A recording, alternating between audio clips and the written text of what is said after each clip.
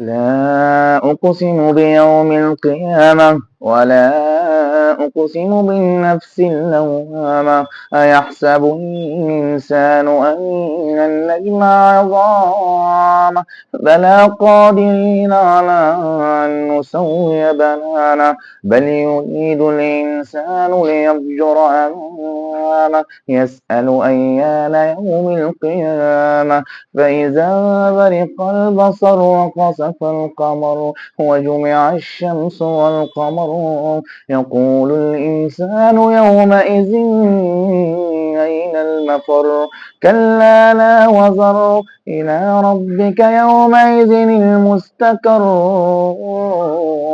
ينبأ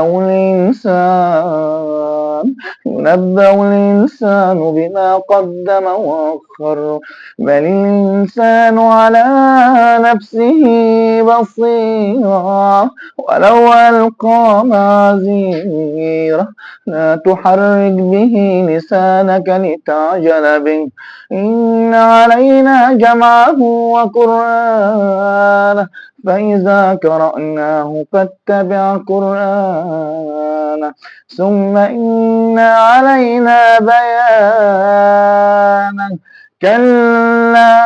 كلا بل تحبون العاجلة وتذرون الآخرة وجوه يومئذ نادرة إلى ربها ناظرة ووجوه يومئذ باصرة تظن أن يفعل بها فاقرة كلا إذا بلغت التراقي وقيل من راق وظن أنه الفراق والتفت الساق بالساق إلى ربك يومئذ المساق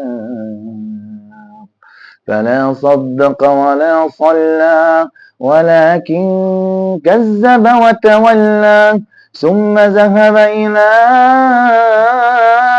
أهله يتمطى أولى لك فأولى ثم أولى لك فأولى أيحسب الإنسان أن يترك سدى ألم يكن نطفة مني يمنى ثم كان علقة فخلق فسوى وجعل منه الزوجين الذكر والأنثى أليس ذلك بقادر على أن يحيي الموتى صدق الله العظيم. الله الله ايه الحلاوه دي يا حسن؟ حبيبي ابدعت يا ابني، ابدعت. الله يخليك. اللهم صل على النبي. يا جماعه انا بقدم لكم موهبه، اللهم صل على النبي. لسه عنده مواهب كتيره مدفونه، بس دي اجمل ما بصراحه. اللهم صل على النبي. احسنت الله احسنت. يخليك. باذن الله باذن الله. يعني بالقران وبكل شيء جميل ان شاء الله هنكون جميل ان شاء الله. ان شاء الله. خلاص ماشي ان شاء الله. انت بتقدم وليد والله. ده يا جماعه ده صديقي، ده صديقي وليد ابو غانم، ماشي، وده صديقي اسمه حسن. دي موهبه جميله جدا حبيت اوريها لكم. الموهبه دي اللهم صل على النبي، مش صوت واحد بس، اصوات كثيره، بس ايه اللي جاي افضل واجدد ان شاء الله. باذن الله خير ان شاء الله. ان شاء الله.